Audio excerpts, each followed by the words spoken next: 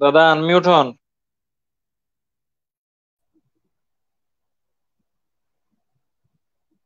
নমস্কার, আদাব, শুভেচ্ছা। সবাইকে সান্ধ্যকালীন শুভেচ্ছা জানিয়ে এনআরবি নিউজ 24.com এবং এনআরবি ওয়ার্ল্ড প্রেজেন্টেড এই আয়োজন অত্যন্ত জনপ্রিয় একটি অনুষ্ঠান, কবির সাথে কবিতা। আজকে আমাদের এই অনুষ্ঠানের 19তম পর্ব, এবং আজকে যারা সম্মানিত মনোনীত অতিথি শিল্পী কবিরা এখানে উপস্থিত হয়েছেন, প্রত্যেকের সাথে একটু আলাপ পরিচয় করবার এই সুযোগটুকু নিচ্ছি। প্রথমেই বলি, আমার সঙ্গে রয়েছেন কবি প্রবীর রঞ্জন মণ্ডল। আপনাকে এনআরবি নিউজ 24.com পরিবারের পক্ষ থেকে শুভেচ্ছা অভিনন্দন জানাচ্ছি। রয়েছেন আমার সাথে রয়েছেন স্টুডিওতে কবি মানসী রায়। আপনাকেও এনআরবি নিউজ 24.com এর পক্ষ থেকে শুভেচ্ছা অভিনন্দন জানাচ্ছি। রয়েছেন আমাদের সাথে স্টুডিওতে কবি Tanuja Chakraborty. NRB news 24.com এর পক্ষ থেকে শুভেচ্ছা অভিনন্দন জানাচ্ছি। আর রয়েছেন এই মুহূর্তের এই সময়ের অত্যন্ত জনপ্রিয় ব্যস্ততম বাচিক শিল্পী সঞ্চালিকা এবং অবশ্যই নাট্যকর্মী শ্রাবন্তী ঘোষ। তাকে আমরা আমাদের স্টুডিওর পক্ষ থেকে এবং এনআরবি নিউজ 24.com পরিবারের পক্ষ থেকে শুভেচ্ছা অভিনন্দন জানাচ্ছি। প্রত্যেকের মুখের অভিব্যক্তি দেখেই বোঝা যাচ্ছে আজকের অনুষ্ঠান জমজমাট হয়ে উঠবে, এবং প্রত্যেকেরই এত আত্মবিশ্বাস। সকলেই যার যার নিজের জগতে অত্যন্ত সুপরিচিত এবং অত্যন্ত দক্ষ, যোগ্যতার নিরিখেই তাদের এখানে আমন্ত্রণ জানানো হয়েছে। তারা সম্মানিত, তারা মনোনীত আজকের অতিথি শিল্পী। আমরা শুরু করব কবির সাথে কবিতা 19তম পর্বের অনুষ্ঠান। শুরুতেই আমি কবি তনুজা চক্রবর্তীর কাছে যাচ্ছি। কবি তনুজা চক্রবর্তী অনুরুদ্ধ হয়েছেন এই মুহূর্তে তিনি একটি কবিতা এখানে নিবেদন করবেন প্রাথমিকভাবে। শুরু। আচ্ছা, আমি যেহেতু মানে জ্যৈষ্ঠ মাস প্রায় শেষ এবং আষাঢ় মাস আসছে, তো আষাঢ়ে বৃষ্টির উপরই একটা কবিতা আমি পাঠ করে শোনাচ্ছি। কবিতার নাম আষাঢ়ে বৃষ্টি। শোনা যাচ্ছে? শোনা যাচ্ছে? কিছুই যেন ভালো লাগে না, মন লাগে না সৃষ্টিতে। সব ভুলে তাই ভিজতে এলাম আজ আষাঢ়ে বৃষ্টিতে। ওই তো ওরা সকাল থেকে ভিজছে কেবল একলাটি, ওদের সাথেই হোক না আজ আনন্দের জলপাটি। ডাকবে না কেউ পেছন থেকে, সব ভিজিয়ে ফিরবো ঠিক। ইচ্ছেটুকু মিটুক না হয়, হাসলে হাসুক দিক বিদিক। কারোর কথাই শুনবো না আজ, তোমরা বড়ই উন্নাসিক। ফিরেই লিখে ফেলবো ছড়া, অপেক্ষাতে ত্রৈমাসিক।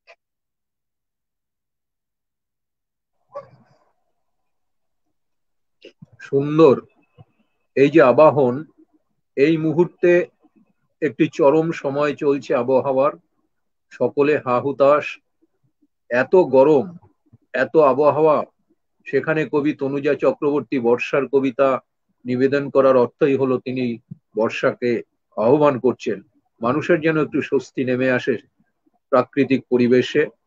এই যে দাবদাহ, এই যে গরমের হাঁসফাঁস মানুষের মধ্যে, কবির সেই আরটি যেন সফলতা পায়, সাফল্য হয়। এবার আমি যাব কবি মানসী রায়, তার কাছে। আনমিউট করতে হবে। হ্যাঁ, কবি মানসী রায় আনমিউট করবেন, এবং কবি অনুরুদ্ধ যে একটি কবিতা প্রাথমিকভাবে তিনি আমাদের শোনাবেন। শুরু।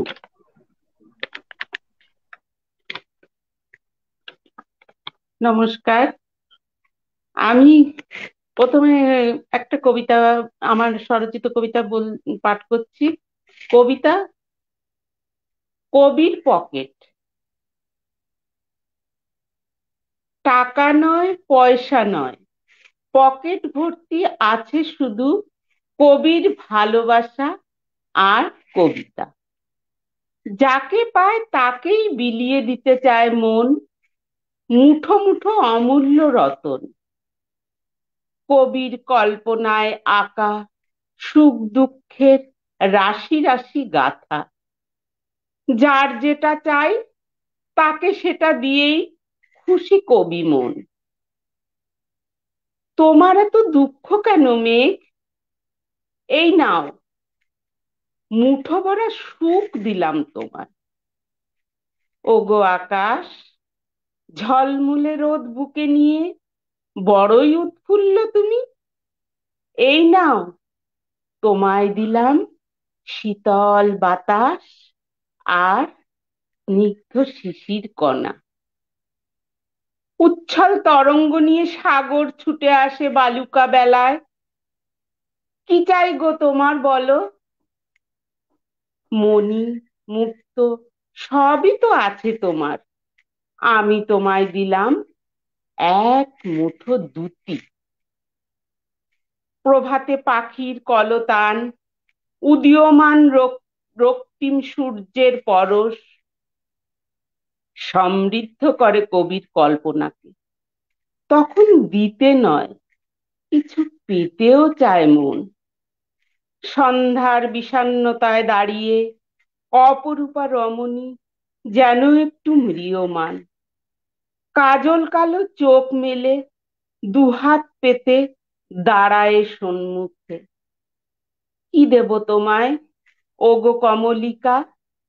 শেষ সম্বল মোর আছে বুক ভরা ভালোবাসা, আর তোমায় নিয়ে লেখা সেই কবিতাখানি।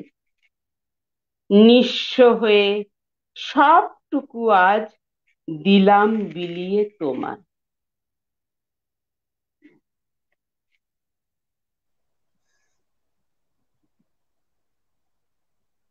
হ্যাঁ, বেশ ভালো করা হলো। এবার যাব কবি প্রবীর রঞ্জন মণ্ডল, তার কাছে। তিনি অনুরুদ্ধ এই মুহূর্তে একটি কবিতা শোনাবেন। আনমিউট করেন, আনমিউট করে কবি প্রবীর রঞ্জন মণ্ডল তিনি তার কবিতা নিবেদন করছেন। শুরু। নমস্কার। আমি এই মুহূর্তেই নিজেকে গর্বিত মনে করছি এই কারণে যে এরকম একটা লাইভ অনুষ্ঠানে আসতে পেরে কবিতাকে পৌঁছে দিতে পারছি বিশ্বের বিভিন্ন দরবারে। এটা আমার কাছে একটা বড় পাওনা। তো আজকে আমার প্রথম নিবেদন কাল। সুরের স্বরলিপি জুড়ে ভেসে যাচ্ছে বন, এখন গায়ের উপর চড়ে বসেছে নতুন দুঃসময়। পাতারা জীবন যন্ত্রণায় কাতরাতে কাতরাতে ওষ্ঠাগত। সবুজ একটা রক্তের মতো দাগ, যেন রামকিঙ্কর বেজে টানা এক তুলির দাগ। এখন কোনো পৌষ মাঘ মাস নয়, একটা প্রবল ঘূর্ণাবর্তের মাস বয়ে যাচ্ছে সব দিক। আমফানের তর্জন গর্জন, ভূমিকম্পের চোখ রাগানি, পৃথিবীর কেন্দ্রবৃত্তে প্লেটগুলোর ধস্তাধস্তি, আমাজনের ফুসফুস গিলে ফেলা, কোভিড-19 মহা আস্ফালন দিগন্ত হতে দিগন্ত জুড়ে। একটা দুঃসময়ের কালো দাগ লেপ্টে দিয়েছে বুকে। এখন একটা ঘোর থমকে যাওয়া কাল। এই কালের সন্ধিক্ষণে যুদ্ধের হুঙ্কার, বারবার ফিরে ফিরে আসে রক্তক্ষয়ের অভিসন্ধি। এই বন্দি জীবন পথেই হয়তো দেখব একটা আলোর সুপ্রভাত কাল কারা ফেরি করে ফিরছে। দিকে দিকে বেজে চলেছে বিজয় শাঁখ, আর তার মাঝে জেগে উঠছে অতি গাঢ় অন্ধকারে একটা ভুবন ভোলানো আলোর পাখি। এত বড় ঝঞ্ঝা বিপর্যয় বুকের উপর নিয়েও দাঁড়িয়ে আছি এক অনন্য সকালের অপেক্ষায়। এসো সবাই মিলে মহাশান্তির পথ খুঁজি। নমস্কার। অপূর্ব, কত বড় ঐক্যবাদের কথা কবি এখানে শুনিয়েছেন। কবি কোভিড-19 সামনে রেখে অতীতে যে বিপর্যয় সংগঠিত হলো, কবি জাতির প্রতি, সভ্যতার প্রতি, সমাজের প্রতি যে বার্তা দিলেন, কবিকে তো দূরদ্রষ্টা বলা হয়, তাই কবিতার মধ্যেই সেই বার্তাকে ছড়িয়ে দিলেন। NRBnews24.com এর পক্ষ থেকে এখানে 3 জন কবি উপস্থিত হয়েছেন। তাদের প্রতি জানাচ্ছি শুভেচ্ছা অভিনন্দন। এবং বাচিক শিল্পী শ্রাবন্তী ঘোষ, তার প্রতিও NRBnews24.com এর পরিবারের পক্ষ থেকে অভিনন্দন জানাচ্ছি। আগাম এই কারণে যে এখানে উপস্থিত তিনজন কবি রয়েছেন, এই তিনজন কবির মহামূল্যবান তাদের সৃষ্টি সম্ভার কবিতা বাচিক শিল্পীর কাছে পৌঁছে গেছে। তিনি তার মতো করে একটি করে তিনজন কবির একটি একটি কবিতা নিবেদন করবেন। এখানে বাচিক শিল্পী শ্রাবন্তী ঘোষের স্বাধীনতা, তিনি আগে কার পড়বেন, মাঝখানে কার পড়বেন, পরবর্তীতে কার পড়বেন, সেটা তার অভিরুচি। এখানে আমার কোনো নির্দেশ নেই। শুরু হোক কবির কবিতা এই অনুষ্ঠান। এখন বাচিক শিল্পী শ্রাবন্তী ঘোষ তার নিবেদনে শুরু। এখানে উপস্থিত সকলকে আমার প্রণাম জানিয়ে এবং শুভ সন্ধ্যা জানিয়ে আজকে আমার অনুষ্ঠান শুরু করছি। আমার আজকের নির্বাচনে রয়েছে প্রথম কবিতা প্রাণের ঠাকুর, কবি অনুজা চক্রবর্তী এখানে উপস্থিত রয়েছেন। আমি একটু দুঃসাহস করছি, জানি না কেমন পাঠ করতে পারবো, তবুও খুব ভালো লাগলো কবিতাটা করছি। ঠাকুর আমার অনিত্য নয়, নিত্য আধুনিক। ঠাকুর আমার সকল প্রাণে নিভৃত সৈনিক। ঠাকুর আমার মনের আলো, প্রভাত পাখির সুর। ঠাকুর আমার অলির দানা, পরাগে ভরপুর। ঠাকুর আমার বালির চরের সোহাগ মাখা ঢেউ। ঠাকুর আমার ছোট্ট নদীর বন্ধু বেনে বউ। ঠাকুর আমার ঘন্টা আজান, মিলিত ধ্বনির ভাষা।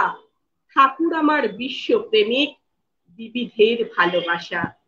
ঠাকুর আমার ভক্ত ভক্তি, চায় না দেবালয়। ঠাকুর আমার প্রাণের ঠাকুর, রবীন্দ্রনাথ প্রাণের ঠাকুর, বিগ্রহ সে নয়। রবীন্দ্রনাথ প্রাণের ঠাকুর, বিগ্রহ সে নয়।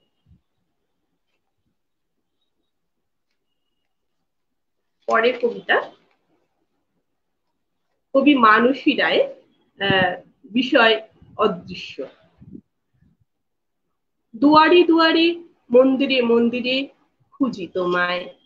হে প্রভু, মনে বড় ব্যথা, কোথাও তোমায় দেখিতে না পাই প্রভু। সযতনে নানাবিধ ভোগ বানিয়ে নিবেদন করি তব সম্মুখে। প্রাণপণে তোমায় ডাকি, হে নাথ, যদি দর্শন পাই রব সুখে। চক্ষু দুটি মুদে আছি, সকাতরে ডাকি, নয়ন জলে ভাসি। অদৃশ্য তুমি, হও দৃশ্যমান, হেথা যদি আসি। জীবনের স্বাদ পুরিবে তবে, চিত্ত হবে অনিন্দিত, পূর্ণ হবে আশা। দিন কেটে গেল, সন্ধ্যা ঘনায়। অদৃশ্যই রইলে তুমি, পুরিল না মোর আশা। মন্দির প্রাঙ্গণে আসি, দেখি সৌম্যকান্তি এক ভিক্ষু, বড়ই লাগে প্রণম্য। পূজার নৈবেদ্য সাজিয়ে থালায় সম্মুখে তার রাখিলাম। কহিলাম, প্রভু গ্রহণ করো, আমারই পর ধন্য। বড় তৃপ্তি ভরে গ্রহণ করিলেন। আনন্দে আমি ভূমিতে লুটায়ে প্রণাম করি তাহারে। এই তো আমার নাথ, আজ আমারে দিয়েছেন দর্শন। কে বলে হে দেবতা অদৃশ্য তুমি, মানুষের মাঝে বিরাজমান তুমি, মানুষের রূপ ধরি। আরেকটা কবিতা প্রবীর রঞ্জন মন্ডল দাদার, নিরাভয় আঁচলের নিচে। সাঁঝের শাঁকে ঘরে ফিরলেই একটি আঁচল জড়ায় সারা শরীর জুড়ে। তখন বুঝি একটা আশ্রয় মাথার উপর। শান্তি হাতখানা নেড়ে চেড়ে তৈরি হয়ে এলে অপত্য স্নেহের রসদ। তখন বুঝি আমি চির অভুক্ত ছিলাম এতদিন।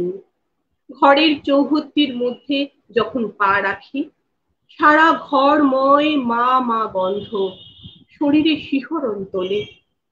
চপল শিশু এক বুকের মাঝখান জুড়ে হাত পা নেড়ে দাপাদাপি করে। তখন বুঝি আমি সাড়া দিতেই যখন বেরিয়ে পড়ি কর্মক্ষেত্রের হাতছানি আর কর্তব্যের আহ্বানে, সারা রাস্তা জুড়ে সেই অশীতিপর দুটি হাত আমাকে সারাক্ষণ আষ্টে পৃষ্ঠে জড়িয়ে রাখে। তখন বুঝি নির্ভয় একটা বর্ম আমার শরীরে আজীবন ধরে আঁটা।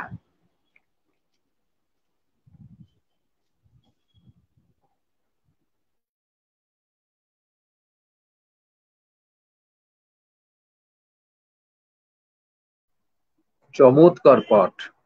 তিনজন কবির একে একে তিনটে কবিতা এখানে নিবেদিত হলো।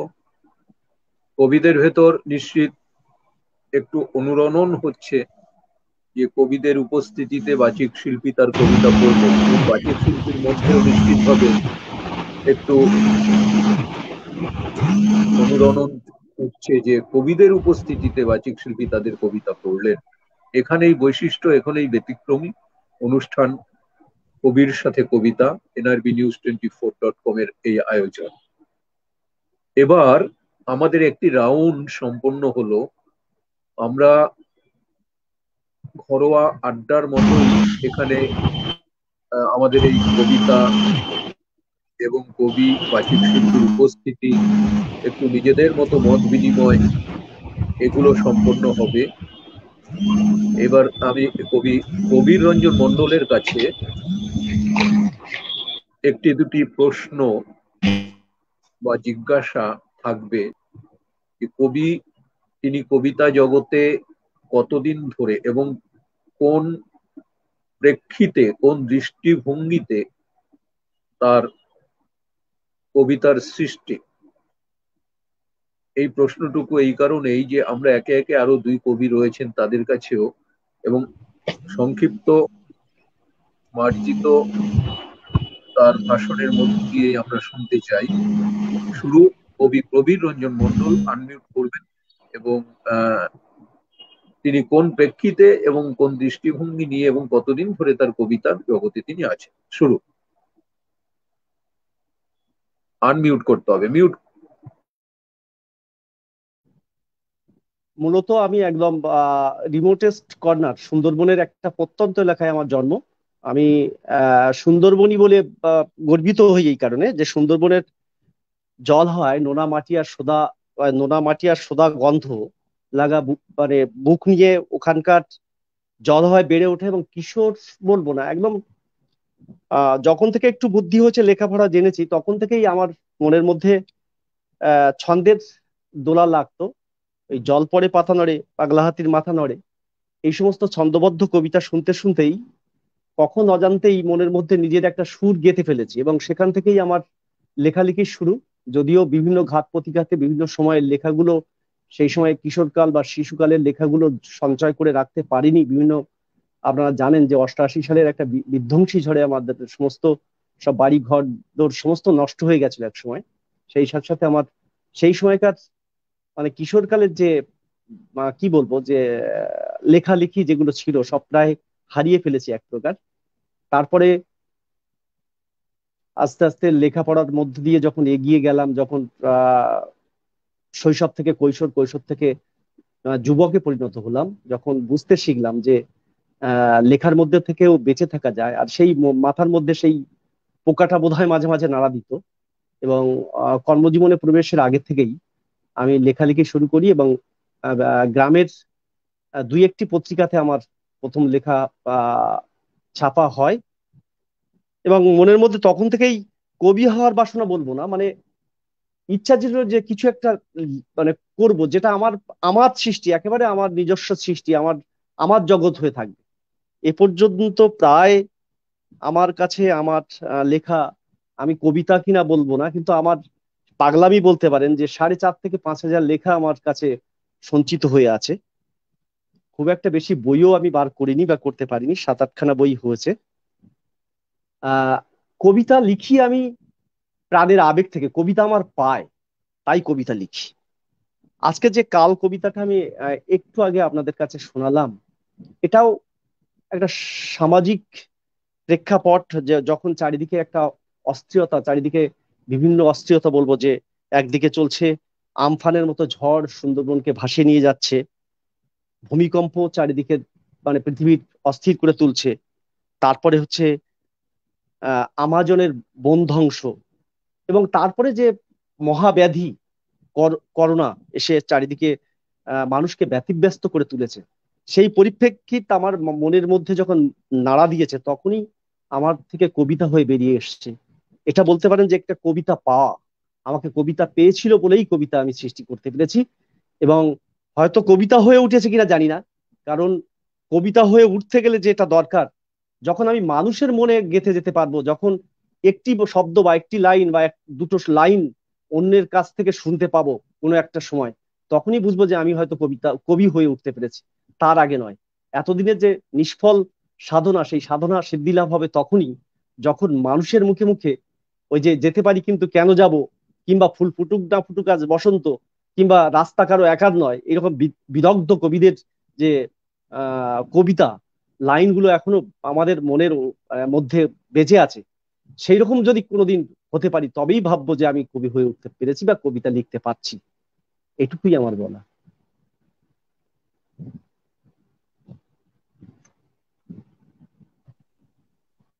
প্রসঙ্গে বলি যে খুব কঠিন পরিস্থিতির মধ্যে কবি কবিরঞ্জন মণ্ডল আমাদের এই আমন্ত্রণ গ্রহণ করেছেন। সম্প্রতি তিনি তার পিতৃ বিয়োগ ঘটেছে এবং আমরা এই আহ, মঞ্চ থেকেই তার প্রতি, তার পরিবারের প্রতি সমবেদনা জানাচ্ছি। খুব সুন্দর বললেন তার কবিতা লেখার প্রেক্ষিত এবং তার চিন্তা চেতনার যে আহ, বিষয়গুলো তিনি এখানে সুন্দরভাবে উল্লেখ করলেন। এবার আমি যাচ্ছি কবি মানসী রায়। আপনি আনমিউট করবেন এবং তার কাছে একই প্রশ্ন থাকবে যে আপনার কবিতা লেখার প্রেরণা এবং নিশ্চিতভাবে কবিতার এই যে এই পথে আপনার এগিয়ে যাওয়া, যেটুকু আমি খবর রাখি যে মুখ বই আলাপচারিতে একটি জনপ্রিয় পেজের আপনি সেই পরিবারের অত্যন্ত সকলের কাছে আহ গ্রাহ্য, গ্রহণীয়, এবং আমিও জানি, আমিও সেই পরিবারে আছি। এবং আপনি একাধারে লেখালেখিও করেন, গানেরও কিছুটা চর্চা আছে, সেই তো থাকবেই। আহ পাশাপাশি আপনার এই যে চর্চা কতদিন ধরে, এবং এই যে লেখেন, লেখার প্রেক্ষিত এবং কোন শক্তি আপনার কাজ করে, এর শুরু আপনি নিবেদন করুন।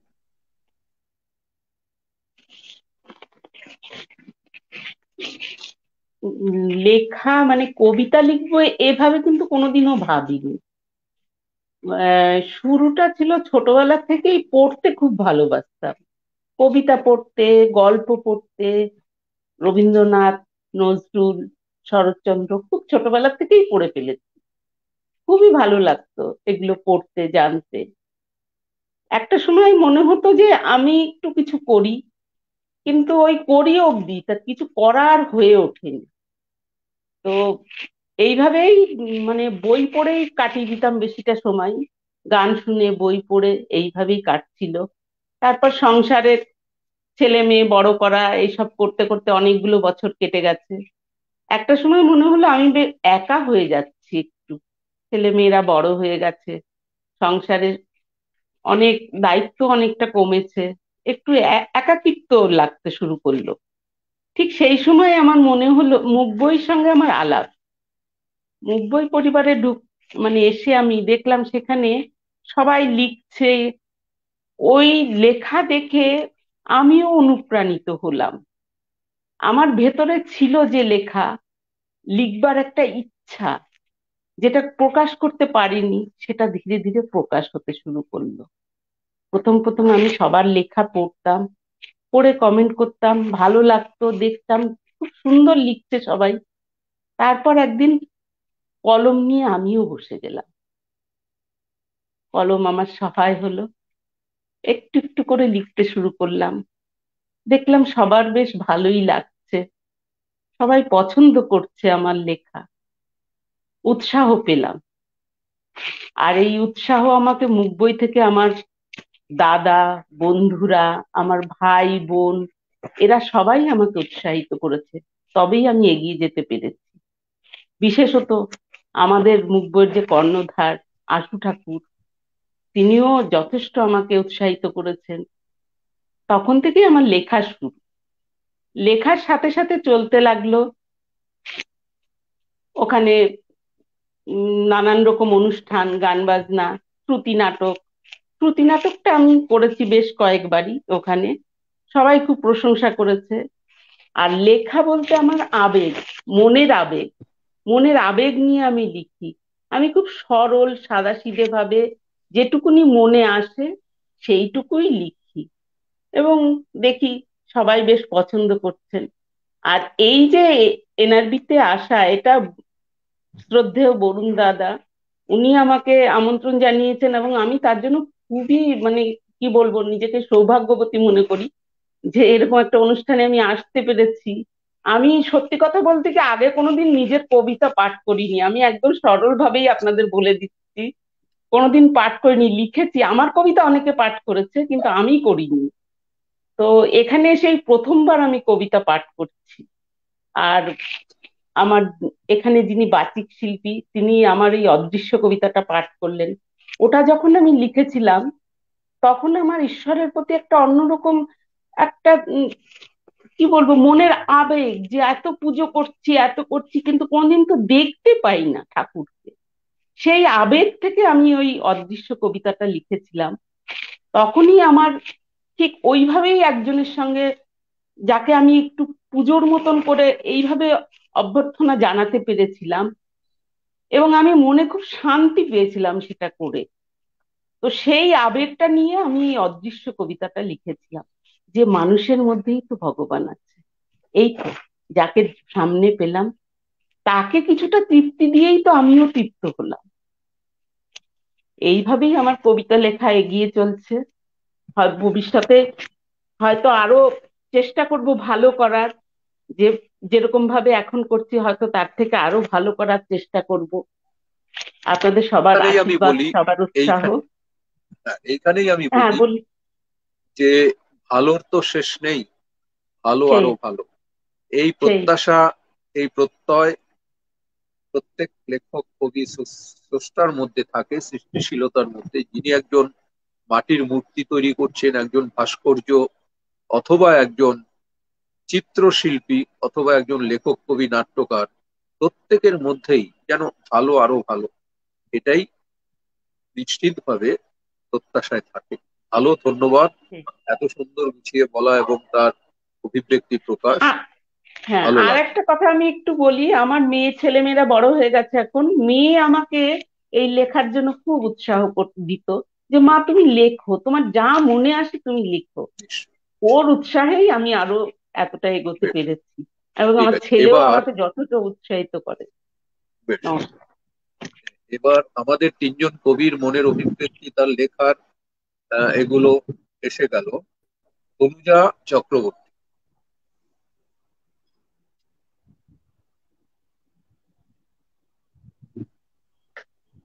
তার কাছে একই প্রথমেই রকম প্রশ্ন। প্রথমেই বরুণদাকে ধন্যবাদ জানাই আমাকে এখানে আমন্ত্রণ করার জন্য, এবং এইভাবে পাঠ করে সবার কাছে আমার কবিতা, আমার সৃষ্টি পৌঁছে দিতে পারার জন্য। তো আমার কবিতা লেখা কেন, কিভাবে আমি কবিতা লিখতে এসেছি, সেটা নিয়ে আমার নিজেরই লেখা কবিতার দুটো লাইন দিয়ে আমি প্রথমে বলে দিচ্ছি। কত মান আর অভিমান দিয়ে সবার জীবন ভরা, সেসব থেকেই এই এক মুঠো আমার ধার করা। আমার কলম তরবারি হিসাবে কখনো কাজ করে, কখনো মানুষের দুঃখ ঢাকে, কখনো আবার মানুষের আনন্দটাকে সবার মাঝে শেয়ার করে। প্রতিটা মানুষ যে কথা বলতে পারেন না, সবাই তো সবকিছু বলতে পারেন না, আমি সেই তাদের কথাগুলোকে শব্দে ছন্দে বন্ধ করে সাদা পাতায় লিখে রাখি, এবং সেগুলো সবার সামনে প্রকাশ করি। এটাই আমার কবি হয়ে ওঠাটা মূল উদ্দেশ্য নয়, মানুষের কথা মানুষের কাছে পৌঁছে দেওয়াটা আমার প্রথম এবং প্রধান উদ্দেশ্য, এবং আমি প্রথম থেকে সেই কাজটা করে চলেছি। এবং যতদিন বাঁচবো, যতদিন লিখবো কবিতা গল্প, সবখানেই শুধু মানুষের কথাই বলে যাব। এটাই আমার একমাত্র বলা, লিখতে আসা। আর লেখা আমি সেই ছোটবেলা থেকে, ক্লাস 4 থেকেই আমি লেখালেখি করি, স্কুল ম্যাগাজিন থেকে আরম্ভ করে সব জায়গায়। তারপর যখন আমি 2015-তে আমার হাজবেন্ডের চাকরির জন্য বিভিন্ন জায়গায় ঘুরতে হয়েছে, আমি কোথাও লেখা পাঠাইনি। 2015 থেকে আমি ফেসবুকে আমার লেখা দেওয়া শুরু করলাম। মাত্র এই বছরের মধ্যে মানুষ আমার লেখাকে এতটাই ভালোবেসেছেন যে এমন কোনো পত্রিকা মানে আছে যারা, লিটল ম্যাগাজিন বড় বলুন ছোট বলুন, এমনি পত্রিকা বলুন, ছোটদের বড়দের ছড়া কবিতা গল্প সব জায়গাতেই আমি লিখি, এখনো পর্যন্ত লিখে যাচ্ছি। আর এইভাবেই যেন আমি লিখে যেতে পারি, এটুকুই চাই। আর ভালো তো শেষ নেই, যেদিনকে সবচেয়ে ভালো কবিতাটা লিখবো সেদিনকেই হবে আমার লেখার শেষ দিন। নমস্কার। ভালো লাগলো। তনুজা চক্রবর্তীর বিষয়ে যেটুকু বলা, যে সামাজিক আন্দোলন, অরাজনৈতিক আন্দোলন, যেখানে অনৈতিকতা, যেখানে মানুষের দুঃখ কষ্ট, বহু কবি সেখানে সাড়া দেন, তারা উপস্থিত হন। সমাজ দায়বদ্ধতা, সমাজের দায়বদ্ধতা কবিকেই তো ঘাড়ে নিয়ে চলতে হয়, নিজের দায়বদ্ধতাকে প্রদর্শন করার জন্য নয়, তার দায়িত্ব পালনের জন্য। বহু কবি, বহু শিল্পী, বহু স্রষ্টা, বহু সামাজিক মানুষ, শুভবুদ্ধি সম্পন্ন মানুষ আজও সমাজে তারা পথে নামেন। এই জন্যই তো সভ্যতা টিকে আছে, সমাজ জেগে আছে। এই কবিদের মধ্যে তনুজা চক্রবর্তী, তাকে আমি দেখেছি, জানি, এরকম অনেক আছেন যারা তাদের এই দায়বদ্ধতাকে স্বীকার করেন এবং পালন করেন। এবার বাচিক শিল্পী শ্রাবন্তী ঘোষ, তার কাছে আসবো। তার কাছে একই রকম জিজ্ঞাস্য, যে তার স্কুল জীবন, বিদ্যালয়, বিশ্ববিদ্যালয় এবং জীবনের মধ্যে পঠন পাঠন এবং তার এই যে আবৃত্তি চর্চা। এবং আমি একটু আগ বাড়িয়ে বলে রাখি যে এই মুহূর্তে বাংলায় শ্রুতি নাটকের একটা বড় আন্দোলন সূচিত হয়েছে। এই আন্দোলনের কর্ণধারদের মধ্যে আমারই স্নেহভাজন ধনঞ্জয় ঘোষাল, তার একটি সংগঠন আছে কথাবাড়ি। আর এই ধনঞ্জয় একাধিক শ্রুতি নাটক লিখেছে, যে শ্রুতি নাটক মানুষের হৃদয় ছুঁয়ে গেছে। এই কথাবাড়ির অন্যতম একজন সদস্যা শ্রাবন্তী ঘোষ। আমি আশা করব এইটুকু তিনি ছুঁয়ে যাবেন। শুরু হোক শ্রাবন্তী ঘোষের নিজের কিছু বাক্যালাপ, যে তার চর্চা এবং তার প্রেরণা উৎস। শুরু। আমার জন্ম হয়েছে একটি মফস্বল শহরে। আমার বাড়ি হচ্ছে শ্যামনগরে, আতপুর বলে একটি ছোট্ট গ্রামই বলা চলে। কিন্তু আমাদের অঞ্চলটিতে ছোট থেকেই আমরা সাংস্কৃতিক সমস্ত কর্মকাণ্ডের সঙ্গে যুক্ত ছিলাম। দেখতাম যে সেরকম ভাবে কোনো বড় গুরুর কাছে না শিখলেও পাড়ার দাদা দিদিরা প্রতিটা রবীন্দ্র জয়ন্তী কিংবা অন্যান্য যে সমস্ত সাংস্কৃতিক অনুষ্ঠানগুলো হতো, তারাই আমাদের তৈরি করে দিত। ওই অত ছোট বয়সেও কাবুলিওয়ালাতে আমি অভিনয় করেছি। তো কত বয়স, 5 বছর 6 বছর, এরকম বাচ্চাদের সাজিয়ে নিয়ে একটা ছোট স্টেজ হলো, কিন্তু হতো। সেখান থেকেই মনের মধ্যে একটা সুপ্ত আশা ছিল। তারপর স্কুল জীবনে আমি অভিনয় করেছি, সেখানে দেনা পাওনাতে অভিনয় করে যথেষ্ট প্রশংসাও পেয়েছি বলা যায়। নিজের মুখে বলাটা যদিও ঠিক নয়, তখন থেকে আমি ভেবেছিলাম যে আমি একটু অভিনয়ের জগতেই যাব। তারপরে এই আবৃত্তি এরকম করতে করতেই আমার পড়াশোনাটা যখন শেষ হলো, আমি পড়াশোনা করেছি সুরেন্দ্রনাথ ওমেন্স থেকে, শিয়ালদা। যেহেতু অতটা রাস্তা আমাদের যাওয়া আসা করতে হতো, আর এমনি আমার ঋষি বঙ্কিমচন্দ্র কলেজেও আমার পড়াশোনাটা হয়েছে কিছুটা সময়। তারপরে আমি ওখান থেকে জার্নালিজমে, দাদাও জার্নালিজমে যেহেতু রয়েছে, আমার জার্নালিজম ওখানে সার্টিফিকেট কোর্স করেছিলাম একটা, যেহেতু আমার ফিল্ম স্টাডি ছিল। যাই হোক, এইভাবে আমার পড়াশোনাটা কমপ্লিট করার পরে আমি দেখলাম যে যেহেতু আমরা 3 বোন ছিলাম, তাই জন্য আমাদের বাড়ি থেকে একটা বিয়ের ব্যাপারে একটা চাপ হলো। ছোট বয়সে আমার বিয়েটা হয়ে গিয়েছিল।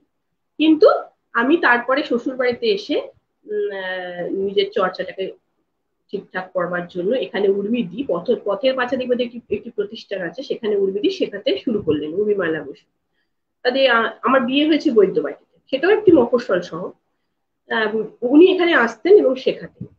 আমি দেখলাম যে এত কাছে এরকম একটা মানুষ পেয়েছি যখন, তখন আমি একটু শেখা শুরু করি, এত ভালো গুরু পেয়েছি। এখানে ওনার কাছে আমি 2017-তে শুরু করি, তখন আমার ছেলে মেয়ে দুটি হয়ে গিয়েছে এবং তারা একটু একটু বড় হয়ে গিয়েছে। যাই হোক, আমি এখানে শেখার পরে কিছুদিন শেখার পরে কথা নদীতে যাওয়া শুরু করি কলকাতায়। ওখানেও আমি কিছুদিন শিখি। তারপরে এখন এই লকডাউনের যখন শুরু হয়ে গেল, অফলাইন ক্লাস বন্ধ হয়ে গেল, এখন একটু আমি অফলাইন বলে আমি ওনার মানে ওখানে আর হচ্ছে না যাওয়া। অফলাইন শুরু যেদিন থেকেই অফলাইন শুরু করবেন যাব।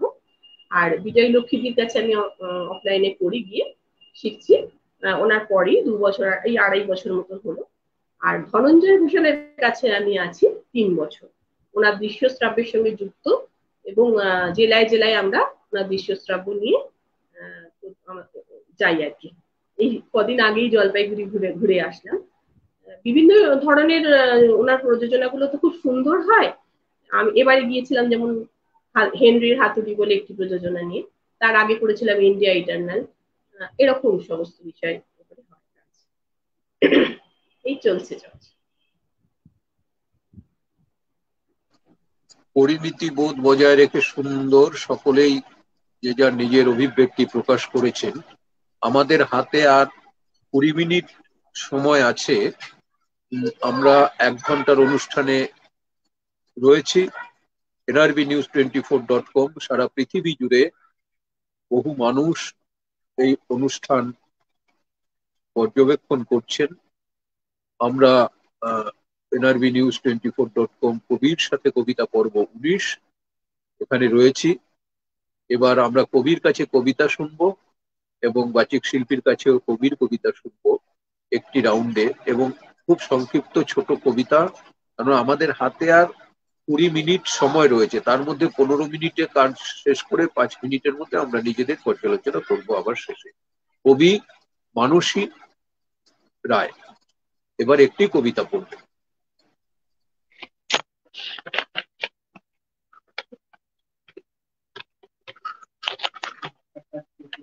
কবিতা কল্পনা, কবির কল্পনা। যদি সেই সময় জন্ম হতো আমার, ওগো প্রাণের ঠাকুর, যখন তুমি আমায় নিয়ে লিখেছিলে মানসী কাব্যখানি, নতমস্তকে তোমার কলম চুমি স্পর্শ করতাম রাঙা চরণ দুখানি। যদি সেই সময় জন্ম হতো আমার, ওগো বিদ্রোহী কবি, তাহলে তোমার সুরে সুর মিলিয়ে গাইতাম সেই বিদ্রোহের গান।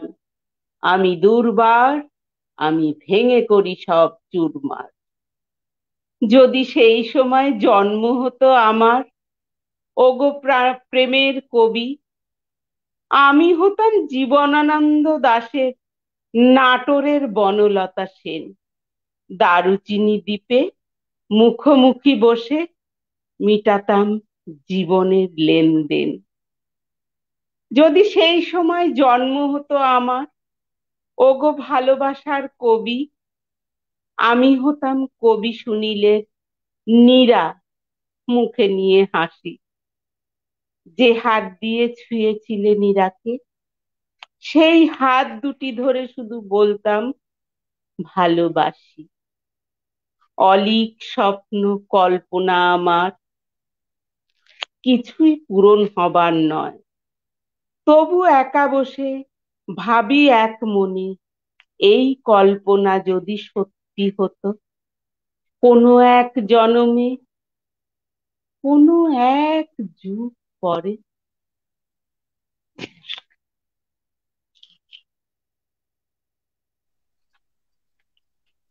ধন্যবাদ কবি মানসী রায়কে। এবার কবি তনুজা চক্রবর্তী একটি কবিতা পরিবেশন। কবিতার নাম আজ থাক।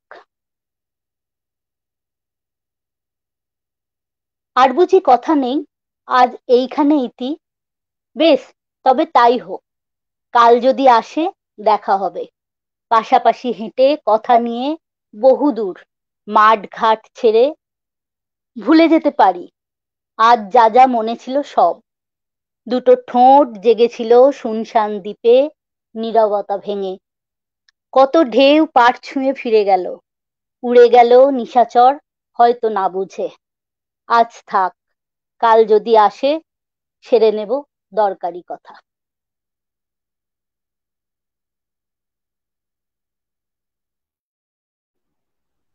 কবিতার ভাষাগুলো খুব সুন্দর। আমি যখনই পড়তে দিয়েছেন দাদা আমাকে, প্রতিটা কবিতাই আমার খুব প্রিয়, মানে এত ভালো লাগলো আমি বারবার পাঠ করে গিয়েছি। আর দিদির কবিতার মধ্যে খুব মায়া রয়েছে, প্রতিটা কবিতার মধ্যে খুব মায়া, মানে মানসীদির কথা বলছি।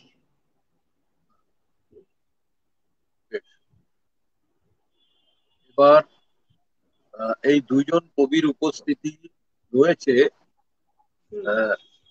এই দুইজন কবির কবিতা একটি করে বাচিক শিল্পী শ্রাবন্তী ঘোষ। হ্যাঁ, আমি কি একটি করে বলবো? একটি করে বলবো দাদা? একটি। তনুজা চক্রবর্তীর আরেকটি কবিতা, জানলা খুলে দাও। কোনো শব্দ করো না, সব জানলা খুলে দাও। দেখো বাতাস তোমায় ডাকে, আদর মেখে নাও। রাত ঘুমিয়ে আছে, থাক, ওর স্বপ্ন ভেঙো না।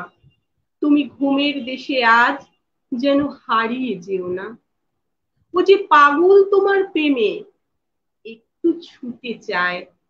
শোনো উদাস বৈরাগী আজ বেসুর গান গায়। বড় উথাল পাথাল মন, অবুঝ উচাটন, ওর গানের বাণীর ধারায় তোমার উপাসন। হাতে সময় বড় কম, ওকে ফিরিয়ে দিও না। ওই মধুর আহ্বান বিষে বদলে নিও না। যাও নদীর মতন বয়ে, রেখো না পিছু টান। যদি পাথরে আঘাত পাও, করো না অভিমান। তারপরে হচ্ছে মানসীদির, অক্ষয় হোক। অক্ষয় হোক নিরন্ন শিশুর মুখের দুমুঠো ভাত। অক্ষয় হোক শ্রমিকের ওই কর্মের দুটি হাত। অক্ষয় হোক জননীর ওই স্তন্য সুধা ধারা। পান করে শিশু হয়ে যেন আনন্দে আত্মহারা। অক্ষয় হোক কিশোরী মেয়ের লজ্জা বস্ত্রখানি। অক্ষয় হোক সমবেদনায় যে জন নেয় বুকে টানে। অক্ষয় হোক সৌভাতৃত্ব, দূর হোক হানাহানি। একে অপরকে সুখে দুঃখে আপন করে মানে। অক্ষয় হোক প্রেম প্রীতি ভালোবাসার বন্ধন। অক্ষয় হোক আনন্দ ধারা, মুছে যাক সব ক্রন্দন। অক্ষয় হোক মানব জন্ম, পৃথিবী হোক শান্তিময়। জন্মভূমির রক্ষা কবচে জীবনের হোক জয়। জন্মভূমির রক্ষা কবচে জীবনের হোক জয়। নমস্কার।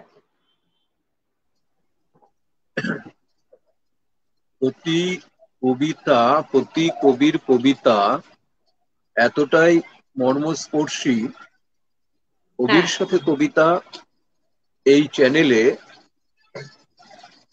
যে কবি আত্মপ্রকাশ করছেন তার কবি স্বীকৃতি অনিবার্যভাবেই হয়ে যাচ্ছে। এবং এখানে তো এর মূল্যায়নটুকু করছি আমরা, যিনি বাচিক শিল্পী তার কবিতা নির্বাচন করেছেন, কবি যে কবির কবিতা নির্বাচন করেছেন এবং তিনি তার হৃদয় মন ঢেলে এত আন্তরিকতার সাথে এত যত্নবান যে কবির কবিতা বাচিক শিল্পী এখানে উপস্থাপনা করছেন, এতে আমাদের হৃদয় ছুঁয়ে যাচ্ছে এবং প্রতিটি কবিতাই মর্মস্পর্শী, বাস্তববাদী এবং চেতনাশ্রয়ী। তাই এখানে কবির সাথে কবিতা, যেখানে বাচিক শিল্পী এখানে মনোনীত হন, তিনি স্বীকৃতি নিশ্চিতভাবে আদায় করে নিচ্ছেন এবং তিনি এখানে সম্মানের সাথে এই স্বীকৃতিটুকু গ্রহণ করবেন। আর আমাদের এখানে দুজন কবি উপস্থিত এবং কবি প্রবীর রঞ্জন মণ্ডল, তার হয়তো প্রযুক্তির সমস্যা হচ্ছে। আমি তিনজন কবির উদ্দেশ্যেই বলি যে তিনজন কবির যে কবিতা এখানে আমরা শুনলাম, কবিদের কণ্ঠে স্বরচিত সকণ্ঠে কবিতা এবং বাচিক শিল্পীর কণ্ঠে কবিদের কবিতা অত্যন্ত হৃদয়স্পর্শী এবং বাস্তব ঘটনাকে কেন্দ্র করে, সময়কে চিহ্নিত করে কবিরা তাদের চেতনাশ্রয়ী ভাবনাকে রূপ দান করেছেন কবিতার মধ্য দিয়ে। এটাই তো দরকার। একটা সময় আমরা শুনি যে ছেলে খেলার মতো অনেকেই কাগজ কলম নিয়ে লেখালেখি করেন, এটা পাঠক তারা এটাকে বিবেচনা করবেন। যারা কবিতার সমালোচক, যারা কাব্যপ্রেমী, কবিতা প্রেমী, তারা এটার মূল্যায়ন করবেন যে কবিতা কখনোই শৌখিন মজদুরি হতে পারে না। হয়তো শখে একটা দুটো ছড়া বা একটা দুটো ছন্দমিল বা ছন্দ অমিলের লেখা লিখে উঠলাম, কিন্তু সেটাকে চিরন্তন কালের জন্য চিরস্বীকৃতি দেবার মতো যে অবস্থান, সেটা হয়তো অনেক সময় হয়ে ওঠে না। যারা দিকদর্শী, যারা প্রতিষ্ঠিত কবি আজকে আমাদের মধ্যে নেই। বিভিন্ন দশকের কবি, 40 দশক, 50 দশক, 60-এর দশক, 70 দশক, বা এমনকি সুনীল গঙ্গোপাধ্যায়, শক্তি চট্টোপাধ্যায় থেকেও আজকের যে যারা স্বীকৃত কবি, তাদের সকলেরই বহু কবিতা আছে, কিন্তু সব কবিতাই যে কালোজয়ী হয় তা তো কখনো হয় না। যেমন আমার ভাইয়ের রক্তে রাঙানো 21শে ফেব্রুয়ারি আমি কি ভুলিতে পারি, এই যে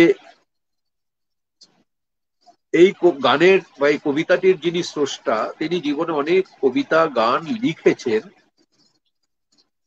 আব্দুল গফর চৌধুরী, কিন্তু তার একটি গান কালোজয়ী হয়ে উঠেছে। অর্থাৎ যখন 21শে ফেব্রুয়ারির কেন্দ্রীয় শহীদ মিনারে ভাষা শহীদদের প্রতি পুষ্পস্তবক দিয়ে শ্রদ্ধা নিবেদন করা হয়, তখন সকালবেলা খালি পায়ে হাত, মানে মধ্যরাত থেকে 12টা 1 মিনিট থেকেই সেই কালোজয়ী গান প্রতিটি মানুষের মুখে মুখে যে চারিদিক অনুরণন তৈরি হয়, এমনি বহু কবির কবিতা, বহু গীতিকারের গান কালজয়ী হয়ে উঠেছে। তাই আমি বলি যে কবির সাথে কবিতা এই অনুষ্ঠানটি এখানে অত্যন্ত জনপ্রিয়। আজকে 19তম পর্ব সম্পন্ন হওয়ার পথে, আগামী শুক্রবার 20তম পর্ব হবে। এইটুকু বললাম। এবার আমরা যাব নিজেদের মধ্যে আরো একটু কথাবার্তা, আলাপচারিতা। কয়েকজন মন্তব্য করেছেন, ভালো লাগা তাদের, এবং এখানে অনেক দর্শক শ্রোতা তারা তমা কর্মকার বলেছেন খুব সুন্দর অনুষ্ঠান, সবাইকে জানাই আন্তরিক অভিনন্দন।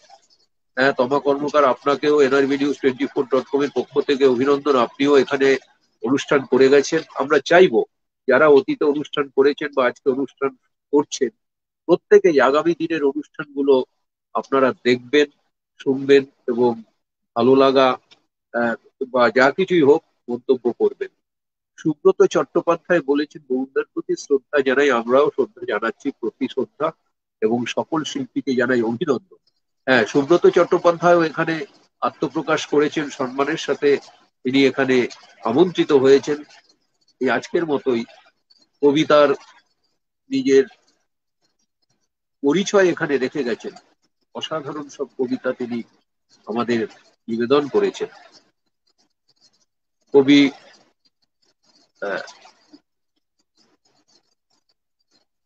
তপেশ পাল, তিনি বলছেন মনের মতো অনুষ্ঠান খুব ভালো লাগলো। হ্যাঁ, আপনাকে আমরা NRB news, Tapas Pal, NRB news 24.com এর পক্ষ থেকে শুভেচ্ছা অভিনন্দন জানাচ্ছি।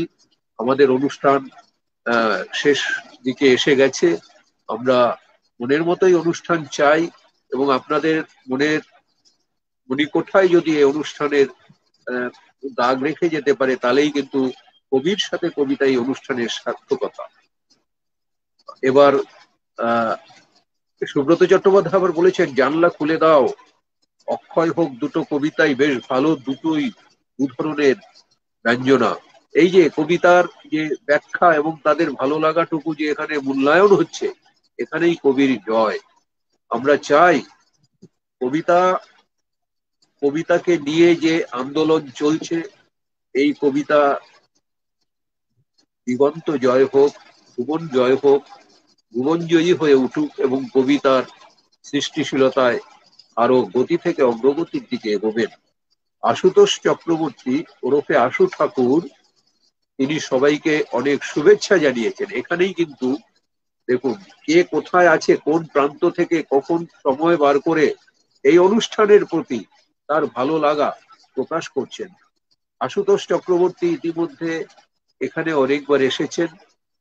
সুব্রত চট্টোপাধ্যায় বলছেন, কবির সাথে কবিতা আমাদের জন্য এক জানালা, যেখান দিয়ে আমরা আলো পাই। সত্যি তো তাই, যে জানালা খুলে দিলে বাইরের আলো এসে ঘরটাকে আলোকিত করবে, আমার অন্তরকে আলোকিত করবে, আমার হৃদয় ঘরকে আলোকিত করবে। তাই তো আমরা বলতে পারি, তুমি এলে আলো জেলে জাগিয়ে রাখি ঘর, যত সুর তাল নাচতে থাকে ওরা পরস্পর। আশুতোষ চক্রবর্তী আবার বলেছেন, বেশ ভালো লাগছে সব গুণীজনদের দেখে। হ্যাঁ, একটু আগে মানসী রায় মুখ বই আলাপচারিতায় যখন আলোচনা করছিল, আমিও যখন ওই মুখ বই আলাপচারিতার প্রসঙ্গ তুলেছিলাম, আশু ঠাকুরের কথা অনিবার্যভাবে এসেছে। আচ্ছা, রিঙ্কু পাল বলেছেন, খুব ভালো অনুষ্ঠান, আন্তরিক অভিনন্দন জানাই। আপনাদেরও এনআরবি নিউজ 24.com এর পক্ষ থেকে, পরিবারের পক্ষ থেকে অসংখ্য শুভেচ্ছা অভিনন্দন জানাই। হ্যাঁ, আমাদের জানালা খোলা থাকে ঘর আলোকিত হওয়ার জন্য। আমরা তো অন্ধকার তাড়িয়ে আলোর পরিবেশ চাই। অর্থাৎ তুমি এলে আলো জেলে জাগিয়ে রাখি ঘর, যত সুর তাল নাচতে থাকে ওরা পরস্পর। আলোকিত পরিবেশেই আমরা এগোবো। এবার আমরা 3-4 লাইনের মধ্যে এক একজনের অভিব্যক্তি প্রকাশ হবে। আমি প্রথমে বলছি যে মানসী রায়, বলুন এখানে এসে আপনার কেমন লাগলো? অল্প কথার মধ্যে আমরা তিনজনের কথাই শুনবো। এক কথায় বলতে গেলে আমি আপ্লুত, প্রাণিত। আর এই সুযোগ আমি শুধু পেয়েছি বরুণ দাদার কাছ থেকেই। মানে আমি ভাবতে পারিনি যে এরকম একটা জায়গায় এসে আমি আমার এই বক্তব্যটুকু শুধু রাখতে পারবো। কবিতা তো আছেই, বক্তব্যটা যে রাখতে পারলাম, এটাতেই আমি ধন্য। এবং এই এনআরবি নিউজকে আমি জানাই অকুণ্ঠ মানে আমার কৃতজ্ঞতা, যে আমার এই সুযোগ দেওয়ার জন্য আমাদেরকে। আর সত্যি আমি আপ্লুত, বলার কিছু নেই, ভীষণ ভালো লাগলো। এবার কবি তনুজা চক্রবর্তী, এখানে এসে কেমন লাগছে অভিব্যক্তি প্রকাশ? খুব ভালো লাগছে। প্রথম যখন ঢুকছি তখনই পাচ্ছিলাম না, তখনই দাদা যিনি ছিলেন তিনি যেভাবে পথ দেখালেন যে এইভাবে এই করুন, সেটাই খুব ভালো লেগেছে, একবারে ঢুকতেও পেরেছি। আর বরুণদার সঞ্চালনাকে তো, এটা তো প্রথম না, আমি বহুবার শুনেছি বরুণদা খুব ভালো সঞ্চালনা করেন এবং তার আন্তরিকতার কোনো তুলনা নেই, অতুলনীয় আন্তরিকতা সবার সঙ্গে। আর যেটা ভালো লাগছে, শ্রাবন্তী এবং মানসীদি দুজনের সঙ্গে পরিচয় হলো। এদের দুজন, মানসীদি লেখেন, ওনার কবিতাও খুব ভালো লাগলো, শ্রাবন্তীর পাঠও খুব ভালো লাগলো। সবাইকেই আমার আন্তরিক শুভেচ্ছা জানাই এমন সুন্দর একটা অনুষ্ঠান করার জন্য, এবং আমি থাকতে পেরে খুব ভালো লেগেছে আমার। নমস্কার। এবার বাচিক শিল্পী শ্রাবন্তী ঘোষ, তার কাছে একটু লম্বা প্রশ্ন রাখি। মনে হলো দাদার সঞ্চালনা শুনতে শুনতে যে এত একটা ঘরোয়া আড্ডার মতন হলো না, এত নরম করে বলছেন দাদা, সঞ্চালনা যেন মাখামাখি একটা ভাব, এসে গেল। সমস্ত সবাইকে একটু সুযোগ দিয়ে একটু কথা বলা, একটু কবিতা সবাই পাঠ করলেন, নিজের কবিতা পাঠ করলেন। পরিবেশটা একটা আড্ডা, ঘরোয়া আড্ডার মহলের মতো লাগলো। একটুও ভয় করলো না। অন্য সময় যেমন মনে হয় এই ভুল করবো না তো, কিছু হবে না তো, কিংবা বেরিয়ে যাবো না তো, এরকম একটা ব্যাপার থাকে। হ্যাঁ, কিন্তু সেটা এখানে মনে হলো না। মনে হলো যেন ঘরে আমি নিজের ইয়েতে বসে আড্ডা দিচ্ছি, নিজের বৈঠকখানায় বসে আড্ডা দিচ্ছি, এরকম একটা একদম পরিস্থিতি। একদম ঠিক খুব ভালো বলেছেন। লাগলো। কিছু এই ভালো কবিতা অনুষ্ঠানের পেলাম, যেটা জীবনের সঞ্চয় থাকলো। সকলে খুব ভালো থাকবেন। তোমরা সবাই খুব ভালো থেকো। যে আমি বলছিলাম যে বাচিক সাচা বকুল দে উল্লেখ করেছেন, শুভ সন্ধ্যা, কবিকে বিনম্র শ্রদ্ধা জানাচ্ছি, কবিদের উনি কবিদের আন্তরিক শুভেচ্ছা জানাচ্ছি, বরুণ দাদাকে প্রণাম, সুন্দর অনুষ্ঠান উপভোগ করছি।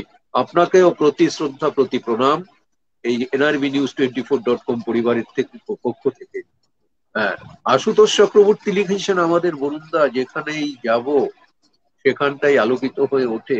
হ্যাঁ, আমরা তো আলো খুঁজে বেড়াই, আমরা একদম ঠিক। কালোকিত কালোকিত পথকে প্রত্যাখ্যান করে আলোকিত হয়ে উঠতে চাই, এবং নিজে আলো জ্বালাতে গেলে অন্যকেও আলো জ্বালানো পথ দেখানো যায়।